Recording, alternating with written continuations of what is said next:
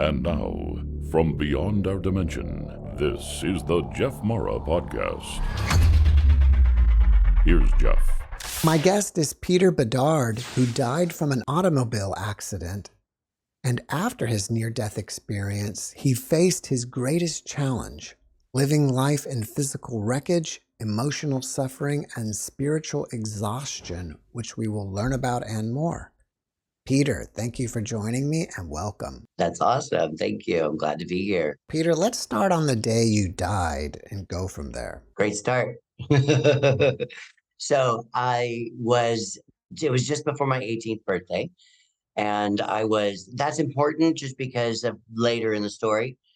So I was a sort of a prodigy. I was discovered as a dancer when I was a kid, and I was discovered late. And I was already in high school, and became an entertainer. I was in theater and dance and lots of different things. I had auditioned to be in a vaudeville show. That there was a little vaudeville theater in my neighborhood, which was very cool. And I was very excited about that because my grandfather had played, not very regularly, but every now and then he had played the banjo on the vaudeville circuit, if they needed somebody at the local performance hall or whatever, he would fill in. And I grew up with him playing the banjo. So to be in that type of environment was very exciting for me. So I was the youngest in the cast. I couldn't be in the actual theater space. I could only be on the stage because I was too young, because they served alcohol and all that type of stuff. I couldn't be around the bar area. And it was amazing. It was like your boo, boo hiss for the villain and the red hot mama and all that type of stuff. And I got to play the horse's ass, literally. And so I'm in this show, and I was just having so much fun. And there was a cast party on opening night that weekend, actually the second night. And I was a good boy, and my parents told me I couldn't go, but I was really, really angry. I was almost 18. I was upset that they weren't treating me like I felt I should have been treated. I was very responsible. I was a good kid. My brother was the black sheep. I did everything I was supposed to do. So I was very angry that they didn't trust me and wouldn't let me go. And so I was riding home, very angry after the show. I was on a little motobicane. I don't know if you ever heard of those. It's like an early moped. It's a very small, skinny motorized bike. And I was on that bike driving back into the suburbs. This was a little downtown area, and it was very quiet. It was an October evening. There was a beautiful moon out, and that's something I really remember of this experience. So I'm in a feeder street going into the suburbs, and the street is like an S curve where it sort of does this kind of motion. And in that S curve, in that primary area, that middle of the S, was a parked semi-truck. So I'm driving along the side of the road, and my motorbike doesn't go that fast. I'm maybe going 25 miles an hour. And there's no one around, and suddenly a car pulls up, and as I go next to me, and as I go into the curve, I have to try and go around the semi-truck. The car was not letting me in, and eventually the car pushed my back tire and pushed me into the parked semi-truck. So I jumped out of my body and watched the whole thing. So I saw my bike and my body hit the truck, bounce out into the street. I saw the car drive away, and I was just floating above the experience. I saw my body was very mangled. My legs were tucked under them. One leg was tucked under itself. And my thoughts were, what a beautiful night. Those were my thoughts, where I was very aware that there was a lot of pain going on down there in my body, but I wasn't in it. And the interesting thing is, and I truly believe this, and this comes into my healing work, that we always have a body. There's always going to be a body. Even when I crossed over to the other side, which I'll get to in a moment, I had a body. It was a very different type of body. It was more of an energetic body. But that's something in my healing work that has been important, or come out to be important throughout the years. So I'm floating above this experience. I'm very curious. I feel amazing. It's a beautiful October night. It was that wonderful night that the sun was hot during the day, and it's that cool breeze, clear skies. And I was just contemplating. I have no idea how long I was out of my body, but I was just watching things from a very different, very detached, loving perspective. And then all of a sudden I was going down a tunnel. and I was shooting down this tunnel, and this tunnel was spinning. So the tunnel sort of turned as I went through it. It was kind of corkscrewing. So there was like this movement where it would go not just in a circle around, but it was moving towards something. And I was shooting through that.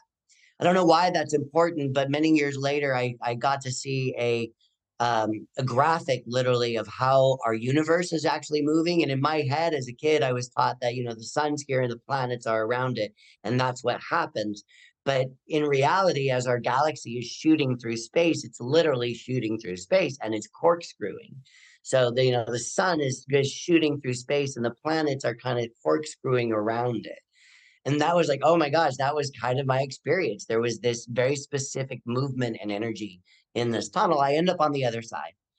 And it's the most beautiful, amazing, joyful, blissful, incredible experience that I can describe. There's not enough adjectives to describe the experience of bliss, of happiness, of joy that is on the other side. It was just this amazing, amazing experience. And I'm there and I'm wandering around and I'm very conscious of the whole thing. I'm curious as to the space, and it feels like a defined space, and yet it also seems to go on forever. I'm aware that I'm standing, but I can't necessarily see a floor. I'm aware that I'm in a space that's somehow defined, but I don't necessarily see walls. It's more of a feeling of being held in a specific environment. And it was lovely. It was just a beautiful, beautiful space. So I'm walking around and I'm curious. I'm super curious. I'm aware I'm dead. And I'm thinking, well, where is everybody? Where is my dead dog? Where's my great grandmother? I wanted to see them. You know, aren't they supposed to be meeting me? And I wasn't upset about it, but I was definitely having those thoughts of curiosity. And the colors in the space were amazing. It was like walking in a prism. There was white colors, white all around. But you know, when I'm sure you've seen like when a crystal refracts light and you see those little rainbows, right, that are cast around. That's what it was like walking in this place, that there was this beautiful whiteness and yet colors popping out of the space, moving through the space. And the colors were like tangible. And there were colors that I have never seen before. So I don't really know how to describe them. They were just amazing, gorgeous hues and shades and brilliant vibrancy. And I'm walking around the space. I'm just curious, like I said, of wandering, looking around, wondering where everybody is, feeling this joy and this bliss. And all of a sudden, I sense that there's someone else there. And I turn around, and you had mentioned prior in our earlier conversation about seeing Jesus. Well, I saw Lao Tzu. I don't know if you know who Lao Tzu, or the listeners know who Lao Tzu is. Well, you know, it's a crazy thing. Literally, the guest I spoke with yesterday channels Lao Tzu. There you go. Well, Lao Tzu popped in. And for those who don't know, Lao Tzu just means old man, wise old man, right? It's a generalized word, and it's a sort of I don't want to say mythical, but it's a spiritual understanding that's been in a lot of Asian faiths for a long time. And I'm obviously not Asian. So I'm very curious why I see him. He's got this idea, the Fu Manchu thing going on with the long, wispy mustache and the long, wispy beard. And he's presented to me in a body again. And his body, I like to describe it in pop culture because I think people get it. When you watch the Star Wars movie and R2D2 projects the image of Princess Leia, right? Or Obi-Wan Kenobi, whatever. And you see their form and you can see their costume, you see their clothing, and there's depth to them and there's shape to them. That was what I was seeing, kind of like a holographic image. And I was very aware that Lao Tzu, or whoever he is, was wearing a tweed suit, like a heavy, heavy weave tweed suit. I don't know why I'm thinking these things. And I think in my mind, there's a consciousness of Hong Kong in the 1800s. I still haven't been able to figure out why that's significant or where that comes from. Maybe that's the time frame of where he decided to present himself from. I don't know. But there's Lao Tzu with me. when I saw him and I turned around, there was this ecstatic experience where it felt like ecstatic pain. It was a pain. It hurt. My chest felt like it had been cracked open at my sternum. My ribs felt like they were being flared out, and my heart was just coming out of my body. And seeing this person, not knowing who he was, being curious about him, wondering why he looks the way he does, and who he is, and feeling this immense love, this immense, painful, ecstatic love. And I'm very curious about the whole thing. There's like so many levels of awareness happening, going on at the same time. There's that curiosity of who is he, Hong Kong, tweed suit, all the other kind of stuff, this absolute love that's just extending from me towards this human, this being. And we have a conversation, very brief. And he says to me, "You're not supposed to be here." Now, I was a little bit of a sassy kid. And I said, "Well, I am." And then he said, "I needed to go back." And that's when I got very angry. And I literally flipped him off. I said, "F you." I'm like, I don't want to leave this place. There's pure joy. There's beauty. There's everything you can imagine in this place. It feels so good to be here. Now I'm being told I have to leave. And I got angry. And in that moment that I felt that anger, I was back in this world, in this planet. I wasn't back in my body, but I was back in this experience, hovering over that accident again. One of my takeaways from this experience, the first one is that when we do go through the transition of dying, it looks very painful, and it is very painful, and yet we don't always have to feel it.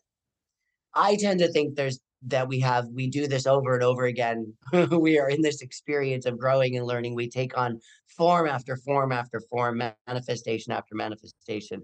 And sometimes when we already had an experience, we don't have to do it again. And that was kind of like my experience of dying. Well, I've already done that. I had an awareness. I've done it many times. I know I've had a very painful death in previous lives. So I was able to jump out of my body and let my body go through what it went through. And that's comforting to me. And I say this to a lot of my clients, because sometimes when people are going through the death process, to be able to say, I know you are in this experience with this person in the hospital bed or wherever they are, and they look like they are suffering. And yet that may only be the body. Their consciousness may not be in it. Their consciousness may be in the room right here, but they're not like I was, where my consciousness was present with my body, but I wasn't in my body. I didn't need to feel that experience. And so I hope that gives some sort of comfort for people, that at times, and I think it's not uncommon, I think it's quite very common, as I've worked with a lot of death and dying issues, that person, although we perceive that they're struggling and in pain, they may not be. They may not be in it at all. Their body is, but we're not. Another takeaway that I had from this experience was that accidents are real. And when my background is in theology and quantum theory, and I'm a lay minister in my faith and stuff of that sort. And a lot of people will say to me over the years, "Well, it was meant to be," or "That's just the way it is," or "That's God's plan," or something like that. And I kind of have to say, I believe in mistakes. And if you believe in mistakes, then there's free will. Right? My dying in that moment and going to the other side was in a way a mistake.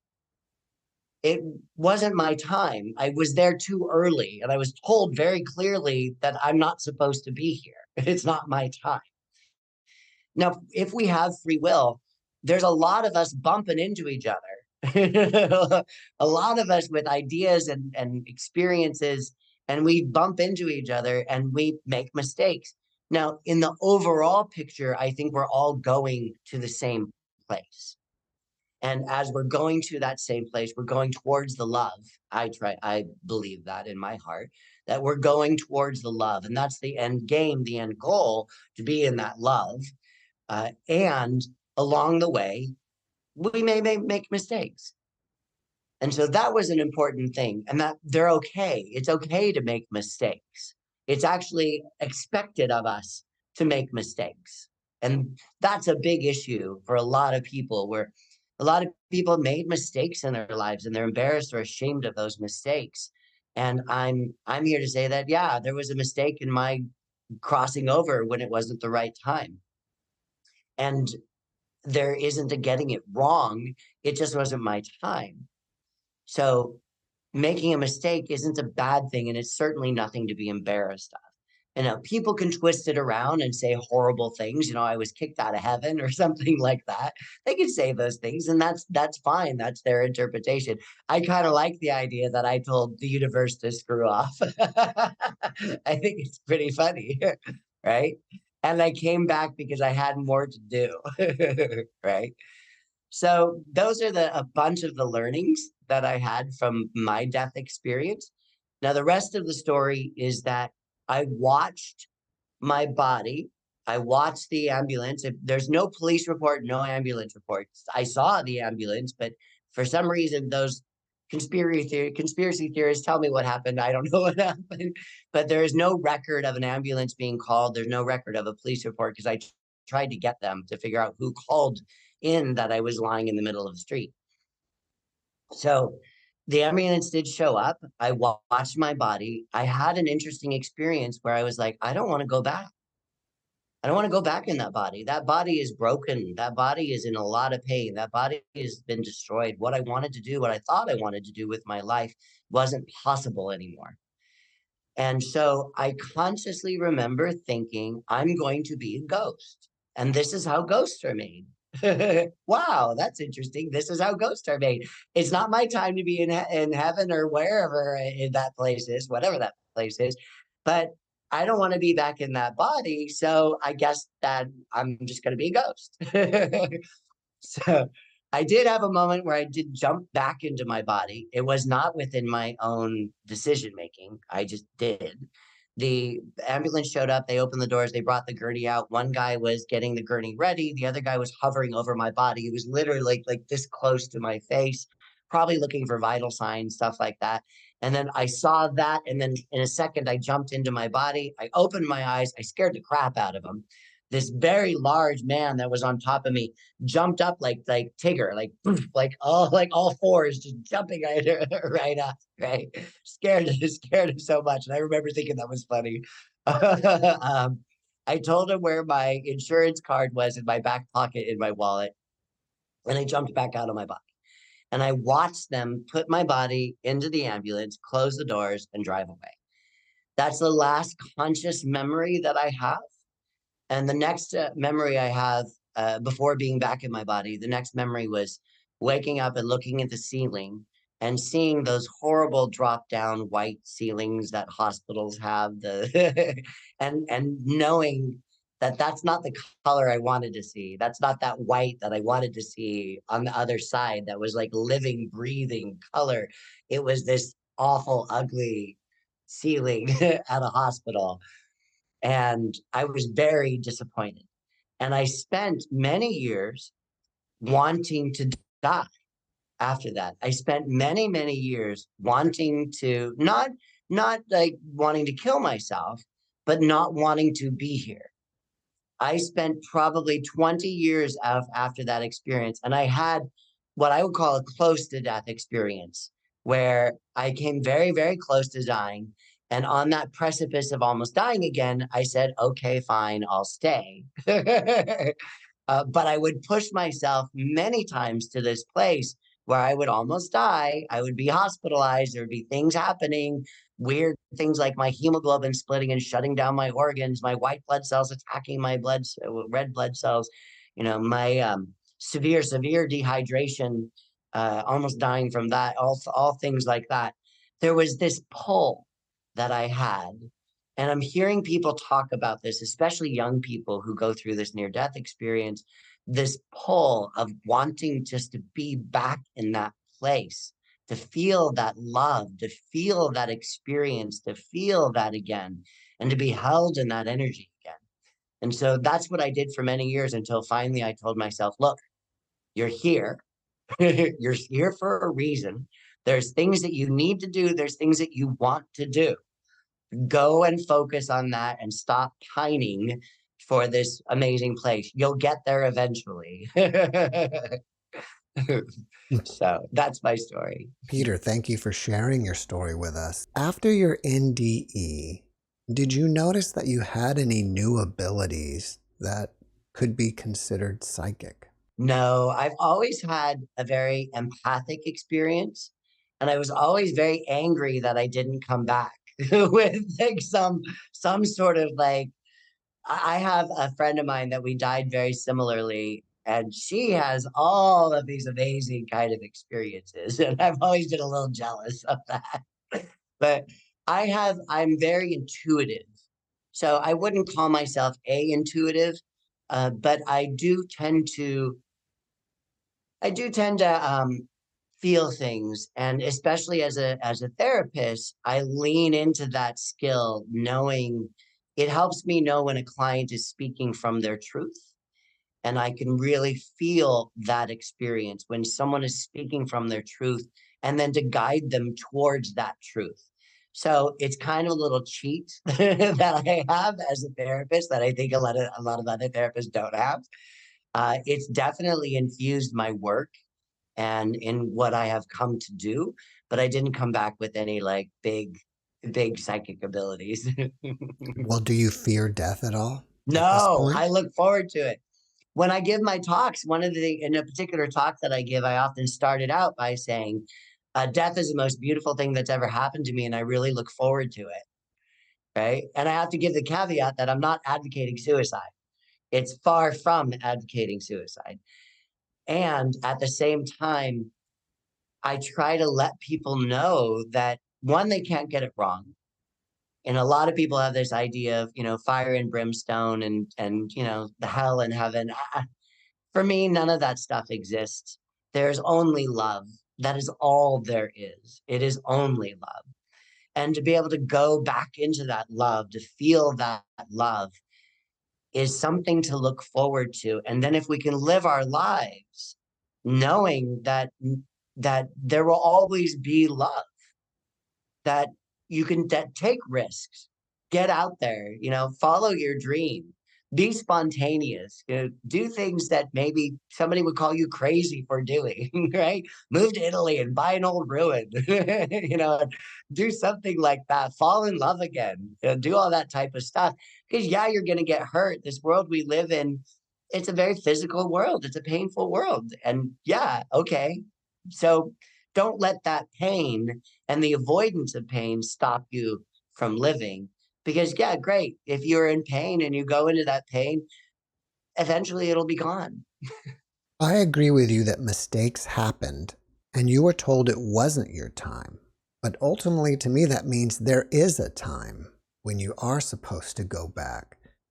Have you thought about that, and how do you factor that in with free will? So I look at things in life as being, again, that we're all going to that same place. And I look at that on a cosmology, like meta level, as well as a micro level, right? I believe that we come to have experiences. I have this whole idea of the soul, where I think the soul is. I don't think we come back as a single person, and it's a single person coming back and having a particular lifetime. I think our souls are like DNA, and they can recombine. Just like you have the zygote and the sperm that come together and create a particular DNA sequence that's very unique to that one individual in that time and place. I think the soul does the same thing. The soul is like little shards of energy that can then combine with other shards of energy and then create the single person that's having this expression. So that I am an experience made up of many, many other experiences. Many, many other souls have come together to make this experience that I am right now, and that we're constantly recombining. And there's a consciousness that flows throughout all of that, right? And that it was an accident that I died and when it wasn't my time. And yet I like look at it and go, well, I know this lifetime has an expiration date. I have an expiration date. Now, that can change. That can absolutely change. There are choices that I make in this life that are going to change that expiration date. I could go and volunteer to fight in a war that might change my expiration date because of the choice that I make, right? In that recombination, each of these shards has a experience that it's looking to live out. There's a experience that the soul is looking to learn, grow, and have, right? My overall experience is that I am an emanation of the divine, that we are that. And my background in theology and studying many different religions, we have known that these religions have long said you are a creation of the divine on whatever. Right? Everybody has a different way of saying it, right? And so my purpose in life, I am already satisfying my life purpose. There's a lot of people out there afraid of their, I'm not fulfilling my life purpose. Well, you're just being here is already satisfying that life purpose. Your being here as an emanation of the divine is living through you, getting to see itself, experience itself in the physical form as you. You are already fulfilling the divine's purpose in your physical form right now. Do you ever think about how there is a lot of suffering on this planet? And why would the divine want to experience that? So we tend to make the divine into this very human thing, right? And I think that's a problem because we say the divine is avoiding pain. Well, what if the divine is pain? What if the divine wants to understand itself through a disability? What if the divine wants to understand itself like through a mental illness, right? That all of those things are the perfect expression. That these experiences, as we come into the world, the divine is trying to know itself as itself. And the world is that. Everything is divine. Now, suffering, like in the Buddhist way, right? Pain is not avoidable, but suffering is optional, right? I don't have to, or optional. Um, I could go through an experience that may be a very painful experience, which I have many times, and I don't have to suffer in that experience, right? And to make the divine a human, I think is a tool of the brain as a way to understand the vastness of what it is, right? I think it's a tool that the brain needs to be able to work. We can't, if you really try to understand the divine in all its vastness, our human brain can't comprehend it. So we make it human and we give it human qualities. And one of those qualities that we give it is that it's always good. Well, it may always be good. And there's a phrase I like to think of as divine right action, that sometimes bad things happen in order to bring out the good things, right? The bad things happen in order to bring out the learning, the growing. Someone, a beloved, I just had this happen recently, a beloved may commit suicide. And what a horrible thing that is on my experience. And yet that might have been part of their purpose in life, to come and have that extreme experience of sadness and to then take their life. So other people have to be present with their own emotions and then learn from those emotions, learn from those experiences, grow from those experiences, and find the love in those experiences. Right? My friend has taught me so much in his death.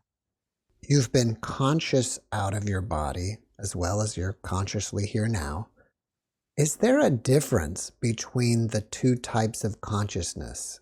And kind of what I'm getting to is, does the brain add extra thoughts? So again, I look at the brain as being the biological organ and the mind as being the consciousness, that the mind works through the brain. So that's how I look at things, right? Especially as a therapist, right? And we have to know that when we're dealing with pain or addiction or anxiety issues, there's the experience of the brain and there's experience of consciousness. When we go into, let's say, addiction, those things become one, and we don't understand that, oh, I'm not my addiction, right? When the healing happens, when the addict starts to heal and becomes more than their addiction, that's when the mind starts to make space between itself and the brain, right? The brain is the organ of the habituated thinking patterns and behaviors and stuff like that, the survival techniques, what it's learned to just go without thinking about it, right? That's the brain. Consciousness can express itself through the brain, but consciousness is eternal. And I think that that conscious experience, like I had on the other side, it is bigger, it is grander, it is more, it's not limited when we go to places like the other side that I refer to. That consciousness, when it's in the human body, we can do things to continually expand our consciousness, but it is defined and limited by the organ, by the meat suit that we are in. You can keep expanding it, you can keep growing your consciousness, you can keep working on your awareness, but it's finite. In the experience of the other side, it's infinite. So your brain is kind of like a filter in a way, maybe. I always think of it like a funnel. I always think of our whole body, and specifically the brain, as a funnel for consciousness to flow through into the world. Right? That consciousness is that divine quality of who we are. It's the divine itself, maybe, that's just coming through us and expressing itself. All right. Well, as we can see with the book behind you, Billy and the Anxiety Monster, you know a lot about anxiety. So do you have practical tips for people to be able to separate their consciousness from the brain? Absolutely. So for those who are listening right now, you can do it right in this very moment. So that example that I gave of the brain being this fist and consciousness being the open hand, right? When we realize, oh, wait, there's a part of us seeing ourselves. That right there is consciousness, right? That right there is an extremely important thing to gauge. Oh, I can see my pain, which means that maybe I feel it, but I don't have to be it, right? So, okay, how can I expand upon that, right? When our brains are able to, let's maybe back up a little bit. When we're having an experience of addiction or pain or any anxiety, stuff like that, that kind of overwhelms us, it's a neurosurgeon a neuroscientist I worked with, I kind of called it a wet blanket. So that experience of that overwhelming feeling of pain or anxiety or addiction, whatever it is, kind of overwhelms us and it shuts down our brain, right? When we can actually say, okay, there's that experience, there's the anxiety, there's the pain, there's the what is the suffering of whatever form. When I could say, and I could give it a shape and a name, then my brain can reactivate. It's no longer shut down. It's on a bigger scale, it's something that we do with the divine, right? The divine is so big, so massive. In order for us to understand it and comprehend it, we have to give it, the fat white guy up in the sky. We give it a shape and a form. We name it, right? So to do that also with the parts of us that are suffering. So whoever is out there listening, who maybe you, who has an experience that you're suffering from, to take that experience, say, okay, I want to give it a shape. I'm inviting that part of me that's in pain, that's suffering, to step outside of me and to take on a shape or a form. It could be a sense of nothingness, a big black cloud, an empty hole. It could be a thunderbolt or a knife. It could be any of these types of things. The only thing it cannot be is someone, if it is a person, that is still alive. It could be a younger version of you. If your mom and dad are still alive, it's not them. Right? That just gets in the way. So to take that experience of suffering and give it a form and then name it. I love to work with Bob the Blob. When my suffering or my pain or my depression or my anxiety, whatever shows up, for me, it's Bob the Blob. Bob just walked into the room. Now I have a consciousness about it. I'm not shut down by it. I can see it. I can feel it. I can relate to it. So by giving it a name and a shape, then I could work with it. And the next step is to say, this part of me that is suffering, my habit, even my brain habit, is to beat it up, to push it away, to make it wrong or bad, to drug it, right? To medicate it somehow, to be embarrassed or ashamed of it. I'm going to stop all that behavior. And I'm going to say to it, you're suffering. And the part of me that's suffering doesn't need to suffer more. It does not need to be beaten up anymore. So I'm going to actually choose to love it. And so to Bob the Blob, that's the image of my suffering, I'm going to go to Bob and say, Bob, I'm so sorry you're suffering. I'm so sorry you're hurting. I'm so sorry if I've contributed to your pain in any way, because I probably have. Forgive me. And then I'm going to go to Bob and I'm going to love Bob.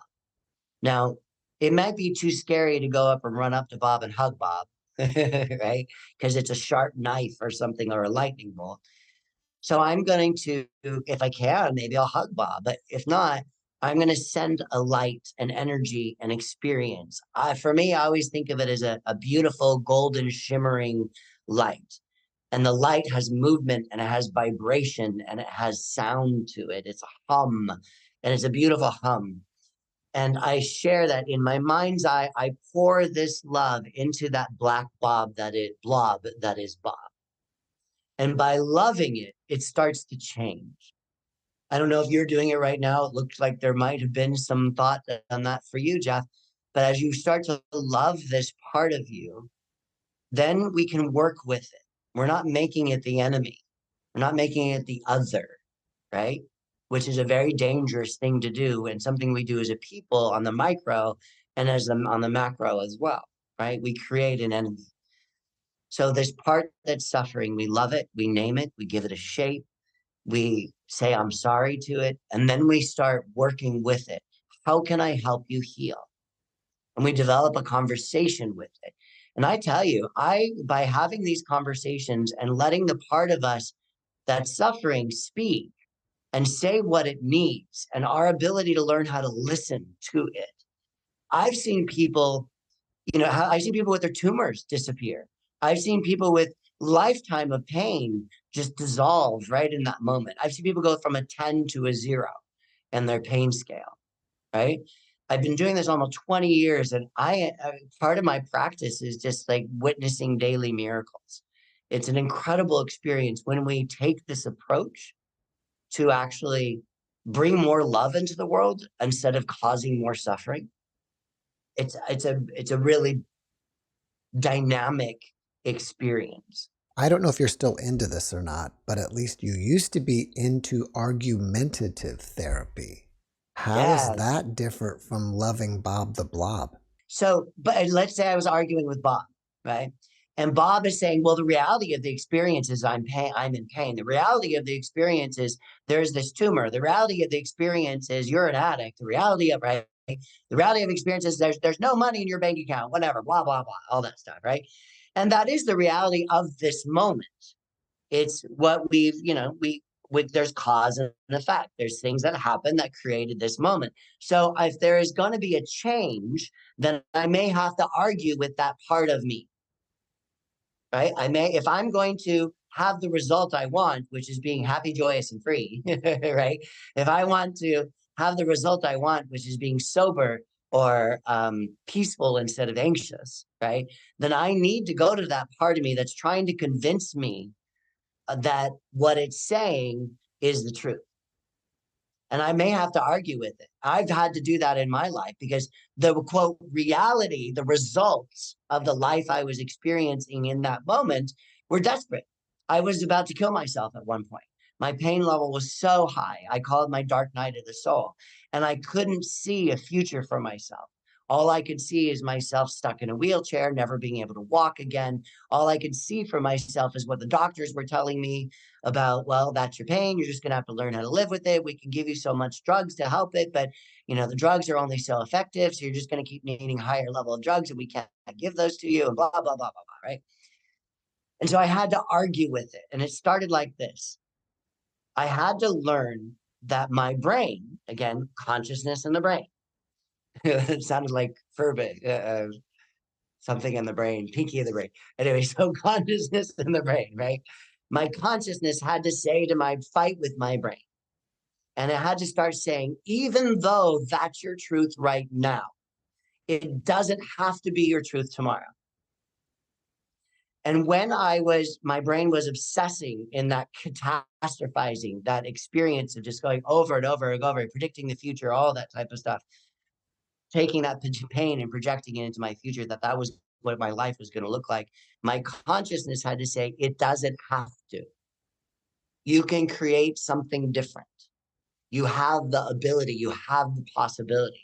Our brains are plastic, they can change, they're malleable, they're movable. Our bodies can change, right? If it can get sick, it can get healthy.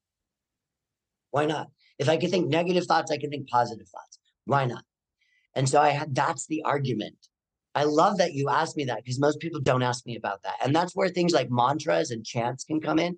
My head was in this obsessive place of just saying awful, horrible things about my future and who I was and who I am as a human being and that type of thing.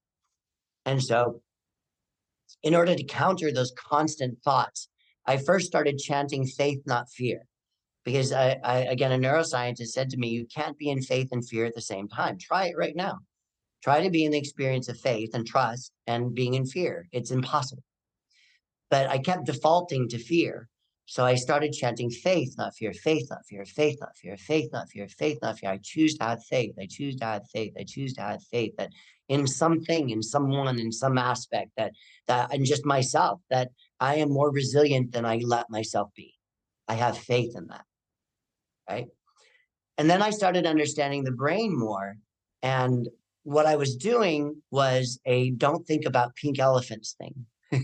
So if I tell you not to think about pink elephants, you have to think about pink elephants. So you need the thing you don't want to think about in order to negate it and not think about it. And that loop was keeping me stuck. Faith, not fear worked for a little while. I got a little bit of a separation, but not what I wanted to fully, right? So as I started to go, okay, well, what can I think about instead? I started to say, I started to say rainbows and unicorns because I thought it was stupid and it made me laugh, right? And in my head, I started using all of my senses. Faith, not fear, I wasn't using all of my senses. Rainbows and unicorns, I was using my senses. I could see the unicorn, right? I could see the rainbow. I can smell the lavender fields that somehow was associated with my rainbow and unicorn, right? There was a bright blue sky and a warm sun. So now I'm starting to engage all the parts of my brain to separate from those experiences. So I actually stopped arguing at that point. I got some separation that I needed to. I was able to, in that space, right, where I'm not like this, in that space, I started to have that chant of rainbows and unicorns. In that experience of rainbows and uniforms, I dislocated my brain from the pain. Okay. And I started to be able to say rainbows, unicorns, rainbows, unicorns, rainbows, unicorns, rainbows, unicorns, obsessively over and over again. And I found that my brain could not be in the pain situation if I was thinking about rainbows and unicorns. It couldn't be there. And even my physical body started to shift. That was amazing to me. Because as my brain wasn't obsessing about the pain, then all of a sudden, what I understand, again, I'm not a brain scientist, but I understand my languaging and the activation of my brain to have all of those other colors and temperatures and textures and sounds and smells and tastes of rainbows and unicorns started to create a different chemical signature in my body. Rainbows and unicorns is oxytocin and dopamine and serotonin and all those happy things, right? It's not fear and judgment, right? And stress chemicals, right? So I literally started to change my chemical state. And that was where the argument started. If we get back to ghosts, you have said that beneath every anxiety is a trauma that lies like a ghost waiting to find its way back home.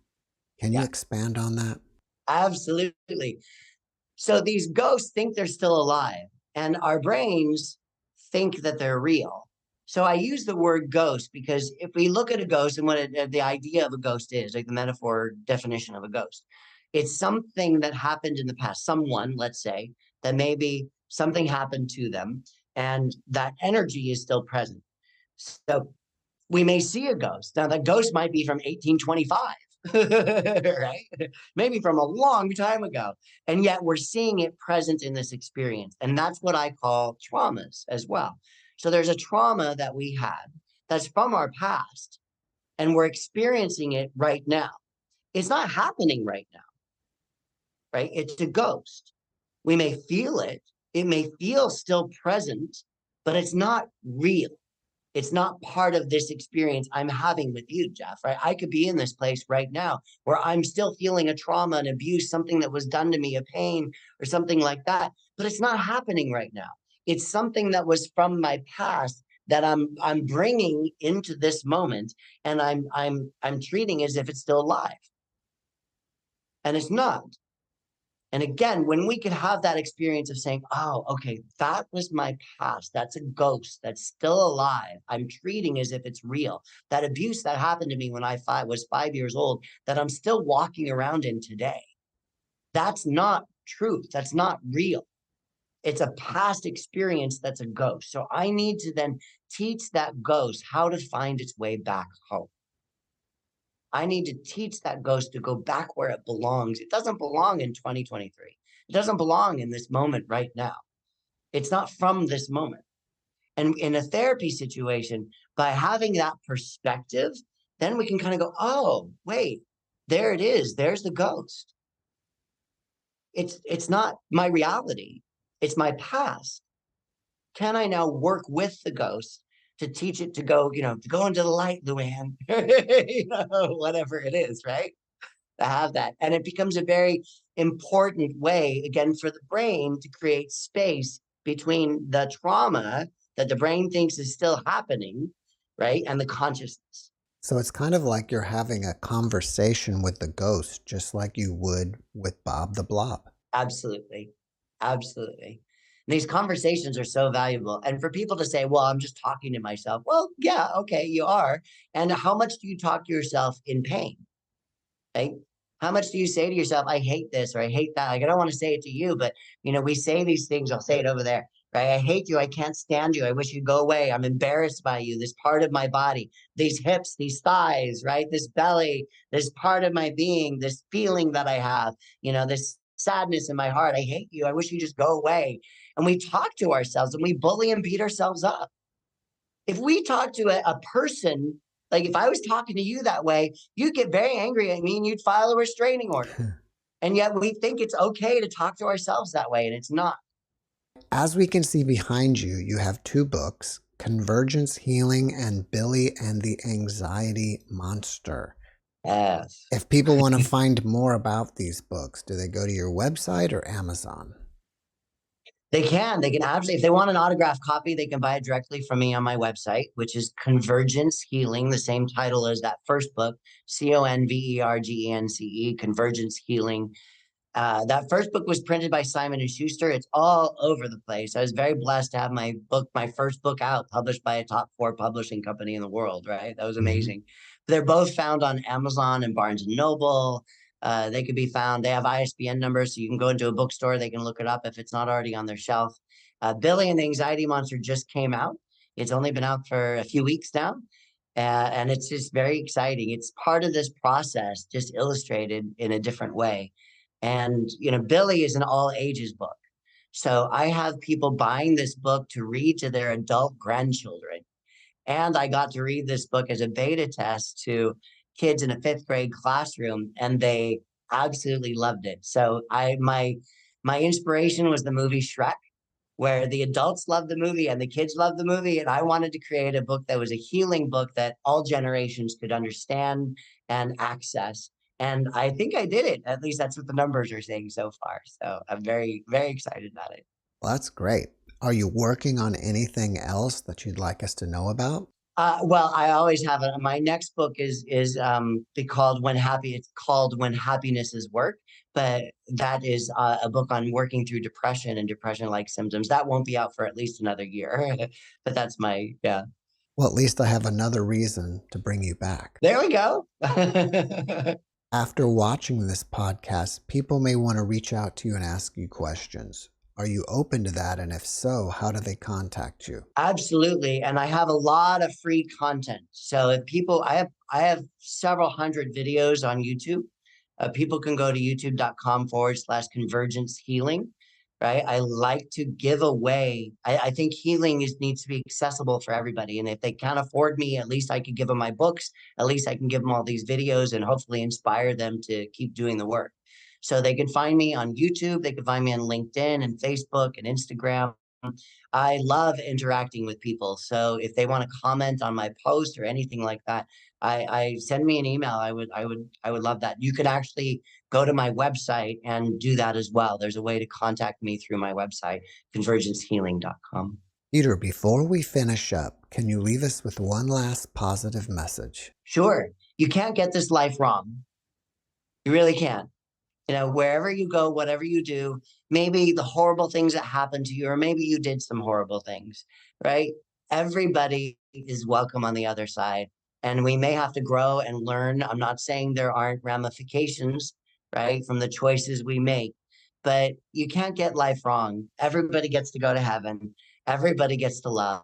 And let's bring more love in the world instead of creating that experience of the other, whether it's inside ourselves and alienated those parts of ourselves, or whether it's other people. We have to stop this red and blue and, you know, Jew and non-Jew and all this type of stuff. We have to have difficult conversations, and we have to start loving into those conversations and each other even more. Peter, thank Please you. do it. Peter, thank you for your message, and thank you for being my guest. Thank you so much, Jeff. It's been fun. It has.